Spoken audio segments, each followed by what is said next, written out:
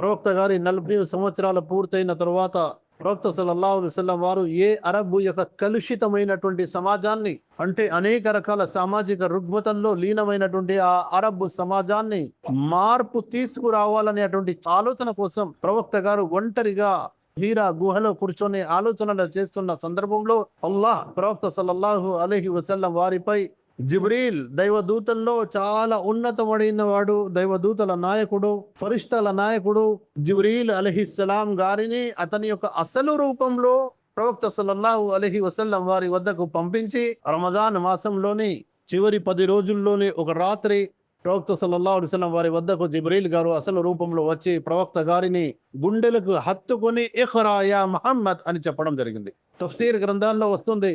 సూరే అలహ్ ఖురాన్లోని ఏవైతే వాక్యాలు ఆయతులు నేను పఠించానో ఆ ఆయత్ యొక్క తఫ్సీర్లో వస్తుంది. ప్రవక్త సల్లల్లాహు అలైహి వసల్లం వారిని జిబ్రీల్ గారు గట్టిగా గుండెలకు అత్తుకున్నారు, వదిలిపెట్టారు, మళ్ళీ అదుపుకున్నారు గట్టిగా.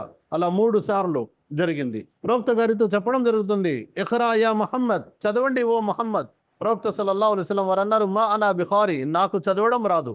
అప్పుడు అల్లాహ్ దేవదూత జిబ్రీల్ ద్వారా ప్రవక్త గారికి నేర్పిస్తున్నాడు, ఇఖ్రా బిఇస్మి రబ్బికల్లదీ ఖలక్, చదవండి సృష్టించిన మీ ప్రభు పేరుతో.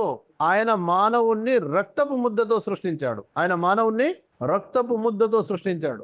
ఇందులో ఈ 2 ఆయతులోనే కనుక చూసుకున్నట్లయితే ఇఖ్రా బిఇస్మి రబ్బికల్లదీ ఖలక్, ఈ యొక్క ఆయతులోనే చూసుకున్నట్లయితే ఎన్నో ఆజ్ఞలున్నాయి, ఎన్నో విషయాలున్నాయి. ఇఖ్రా చదవండి, అల్లా వైపు నుండి ప్రవక్త గారికి మొదటగా వచ్చినటువంటి పదం ఇఖ్రా, చదవండి. కానీ ముస్లిం సమాజం యొక్క దుస్థితి ఏంటి? చదవడానికి చాలా దూరంగా ఉన్నారు, చదువుకు చాలా దూరంగా ఉన్నారు, చదువు యొక్క ప్రాధాన్యతను గుర్తించలేకపోయారు, చదువు యొక్క అవసరాన్ని తెలుసుకోలేకపోయారు. తద్వారా ముస్లిం సమాజం హీన స్థితికి చేరుకుంది. మరి ఏ చదవడం గురించి చెప్పడం జరుగుతుంది? బిఇస్మి రబ్బికల్లదీ ఖలక్, సృష్టించిన మీ ప్రభు పేరుతో. అంటే ఏం చదవాలి? ముస్లిం సమాజం ముందుగా అల్లాహ్ గురించి తెలుసుకోవాలి, సృష్టికర్త గురించి తెలుసుకోవాలి. బిఇస్మి రబ్బికల్లదీ ఖలక్, రబ్ అల్లాహ్ యొక్క గొప్ప పేరు ఇది. ఇందులోనే ఎన్నో అర్థాలున్నాయి. రబ్ అనే దానికి ఎన్నో అర్థాలున్నాయి. సృష్టికర్త, పాలకుడు, పోషించేవాడు, యావత్తు సృష్టి వ్యవహారాలను నడిపించేవాడు. ఈ రబ్ ఖలక్ అంటే ఆయన పుట్టించాడు. ఎలా పుట్టించాడు? ఖలఖల్ ఇన్సాన మిన్ అలఖ్, రక్తపు ముద్దతో మానవుని సృష్టించాడు. నేడు ఏ శాస్త్ర సాంకేతిక రంగాలపై మనిషి విర్రవీగుతున్నాడో ఆ శాస్త్ర సాంకేతిక రంగాలు పుట్టనప్పుడే, ఆ శాస్త్ర సాంకేతిక రంగాలు అంధకారంలో ఉన్నప్పుడు, అప్పుడు జ్ఞానజ్యోతి ఖురాన్ ద్వారా విస్తరిస్తుంది. ఖలఖల్ ఇన్సాన మిన్ అలఖ్, అసలు మనిషికి తెలియదు గత 150 సంవత్సరాలకు పూర్వం వరకు, గత 150-160 సంవత్సరాల పూర్వం వరకు మానవుడు వస్తున్నాడు తల్లి గర్భంలో నుండి. కానీ తల్లి గర్భంలో ఎలా పుడుతున్నాడు, ఎలా తయారవుతున్నాడు అన్న విషయాన్ని సమాజానికి తెలియదు.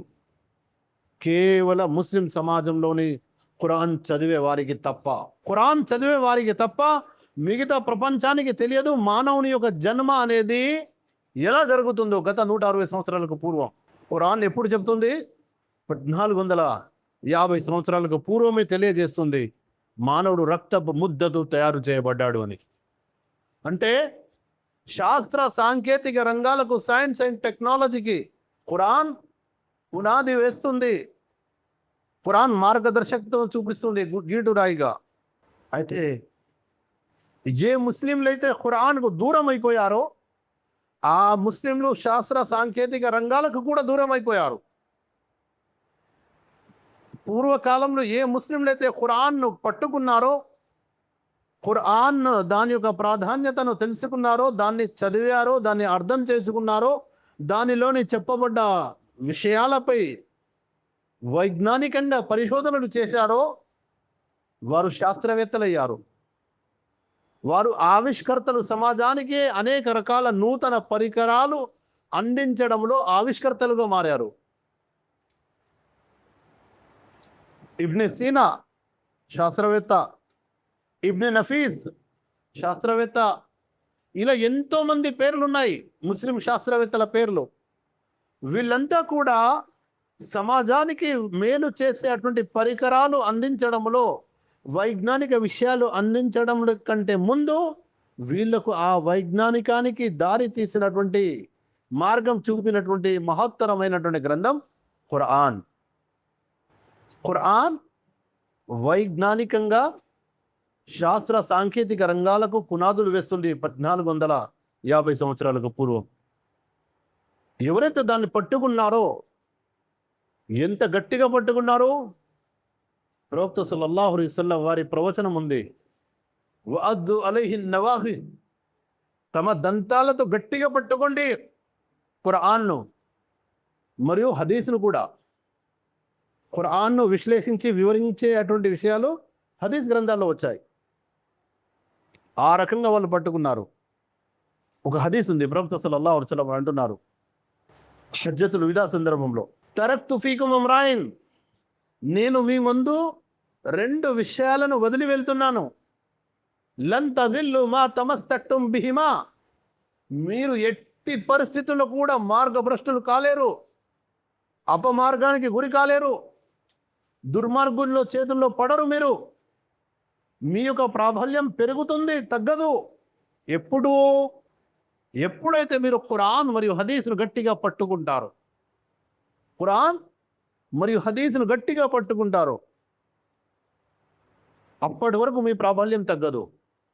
ఎప్పుడైతే మీరు వీటిని వదిలిపెడతారో, ఎప్పుడైతే మీరు వీటిని విస్మరిస్తారో, ఎప్పుడైతే మీరు వీటిని పక్కన పెట్టేస్తారో, అప్పుడు అనేక రకాల దౌర్జన్యాలు, అనేక రకాల అపానిందలు, సమాజంలో అబాసుపాలు కావాల్సి వస్తుంది, హీన స్థితికి దిగజారాల్సి వస్తుంది అని ప్రవక్త గారు ముందే హెచ్చరించారు.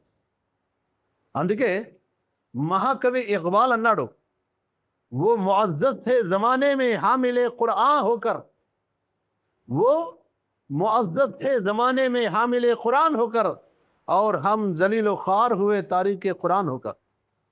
మన పూర్వీకులు చాలా వైభవంతంగా వెలుగు ఖ్యాతి పొందారు, ఉన్నత స్థితికి చేరుకున్నారు ఖురాన్ను పట్టుకోవడం వల్ల. మరియు మనము అధమ స్థితికి చేరుకున్నాము ఖురాన్ను వదిలిపెట్టడం వల్ల.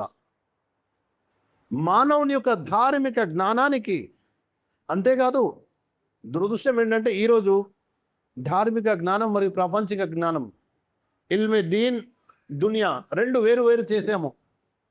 కానీ ఖురాన్ అవతరణలో 2 కూడా ఒకటే, 2 కూడా ఒకటే. ఏ వ్యక్తి అయితే ముందు తన సృష్టికర్తను గుర్తిస్తాడో, అల్లాహ్ను గుర్తిస్తాడో, అతడు ప్రపంచాన్ని గుర్తించేందుకు మార్గాలు సులభమవుతాయి. అతడు ప్రపంచంలో వివిధ రంగాల్లో అభివృద్ధి సాధించేందుకు మార్గాలు సులభమవుతాయి. ప్రపంచ వ్యాప్తంగా ముస్లిం పూర్వ సమాజాల అభివృద్ధి యొక్క చరిత్రలపై కనుక దృష్టి సారించినట్లయితే, ప్రపంచవ్యాప్తంగా ఎంతో పేరుగాంచినటువంటి యూనివర్సిటీ, విశ్వవిద్యాలయాలు ముస్లింలు స్థాపించారు. అవన్నీ కూడా నేడు వెలవెలబోతున్నాయి, కేవలం కొన్ని తప్ప.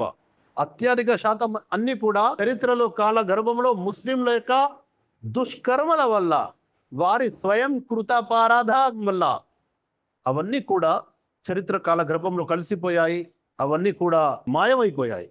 కానీ కొన్ని మిగిలి ఉన్నాయి. అందులో అల్ అజహర్ యూనివర్సిటీ, మిసర్, ఈజిప్ట్లోని అల్ అజహర్ యూనివర్సిటీ, అది నేటి కూడా దాదాపు 1200 సంవత్సరాల నుండి నిలబడి ఉంది. అదేవిధంగా ప్రవక్త గారి కాలంలో ప్రవక్త గారు స్థాపించినటువంటి యూనివర్సిటీ సుఫా, అది స్థలం మారింది, కానీ అది కూడా నేడు నిలబడి ఉంది. ప్రవక్త గారు మదీనాలో వచ్చిన తరువాత అన్సార్, మదీనా వాసులు ఎవరైతే ఉన్నారో, మహాజిర్, మక్కా నుండి వచ్చిన వారు ఎవరైతే ఉన్నారో, వారందరికీ ధార్మిక విద్య నేర్పించడం కోసం ఒక ప్రత్యేకమైన వేదికను ఏర్పాటు చేశారు. దాని పేరు అస్హాబి సుఫా. ముఖ్యంగా ఆ వేదిక ఒక హాస్టల్ లాగా ఉంది. ఎవరికైతే ఇల్లు, పిల్లలు, కుటుంబం లేదో అలాంటి నిరాశ్రాయుల కోసం ఆ సుఫా అనేది ఒక ఆశ్రమంగా కూడా నిలబడింది. 60 నుంచి 70 మంది సహాబాలు ప్రవక్త గారి మదీనా జీవితంలో, చివరి మదీనా జీవితంలో అక్కడ ఎల్లప్పుడూ విద్యను అభ్యసించేవారు, అక్కడ ఎల్లప్పుడూ ఉండేవారు. అలాంటి ఆ సుఫా యూనివర్సిటీకి చెందిన వారే అబూ హురైరా రజియల్లాహు అన్హు గారు. అబూ హురైరా హదీస్ గ్రంథాల్లో ప్రవక్త గారి పలుకులు సమాజానికి చేరడంలో, ప్రవక్త గారి మాటలు, ప్రవక్త గారి యొక్క చేతలు ఏవైతే ఉన్నాయో అవి ముస్లిం సమాజానికి రావడంలో ఏ సహాబాలైతే కృషి చేశారో అందులో అగ్రగణ్యుడు అబూ హురైరా రలియల్లాహు అన్హు గారు. ఆయన స్వయంగా ఆయన పలుకులు, ఆయన మాటలు ప్రవక్త గారి నుంచి నేరుగా తెలియజేసినవి 5,000కు పైగా హదీసులు వివిధ హదీసు గ్రంథాల్లో వస్తున్నాయి. మరి చూడబోతే ఆ సహాబీ అబూ హురైరా రలియల్లాహు అన్హు గారు మదీనాలో చివరి దశలో ఇస్లాం స్వీకరిస్తున్నాడు. 5 లేదా 6 హిజ్రీలో ఆయన ఇస్లాం స్వీకరిస్తున్నాడు. కానీ ఆయన ప్రవక్త సల్లల్లాహు అలైహి వసల్లం వారికి ఎంతగా దగ్గర అయ్యాడంటే ఒక్క క్షణం కూడా ప్రవక్త గారిని మిస్ అయ్యేవాడు కాదు. ఎందుకు ప్రవక్త గారికి దగ్గరగా ఉన్నాడు? జ్ఞానం ప్రవక్త గారి ద్వారా అల్లాహ్ వైపు నుండి వహీ వస్తుంది ఎల్లప్పుడు. ప్రవక్త గారు ఖురాన్ బోధనే కాక సమాజానికి ఏవైతే చెప్పారో, ఆచరణ వ్యవహారాలు ఏవైతే చెప్పారో అవి కూడా తమ సొంతంగా చెప్పలేదు. అల్లాహ్ వైపు నుండి వస్తేనే ప్రవక్త గారు మాట్లాడారు. ప్రవక్త గారు ఎప్పుడు కూడా సమాజ శ్రేయస్సు కోసం ఏవైనా పలుకులు చెప్తున్నారంటే, ఏవైనా మాట్లాడుతున్నారంటే ప్రవక్త గారు అల్లాహ్ ఆజ్ఞ వస్తేనే మాట్లాడేవారు. తాము స్వయంగా ఎప్పుడు కూడా మాట్లాడేవారు కాదు. వహీ మనం చూసుకున్నట్లయితే అదే ధార్మిక జ్ఞానం, ఆకాశ జ్ఞానం, జ్యోతి, అల్లాహ్ వైపు నుండి వస్తున్నటువంటి జ్యోతి. దాన్ని లిఖించడం కోసం, దాన్ని భద్రపరచుకోవడం కోసం సహాబాలు ఎనలేని కృషి చేశారు. ఈరోజు మన పరిస్థితి దానికి భిన్నంగా ఉంది. ధార్మిక జ్ఞానం అభ్యసించకపోవడం వల్ల మనము అధమ స్థితికి చేరుకున్నాము. అయితే ఇది కొంచెం పూర్వ చరిత్రతో పాటు మనం ఈ విషయాల వల్ల మనకు తెలిసేది ఏమిటంటే ధార్మిక జ్ఞానం అనేది చాలా అవసరం. అది లేకున్నట్లయితే అధమ స్థితికి, దౌర్భాగ్య స్థితికి మరియు దౌర్జన్య స్థితికి చేరుకుంటాం. రెండో విషయం ఏదైతే చెప్పదలుచుకుంటున్నానో, ధార్మిక జ్ఞానాన్ని నేర్చుకోవడం కోసం మన పూర్వీకుల త్యాగాలను దృష్టిలో పెట్టుకోవాలి. నేనేం చెప్పాను?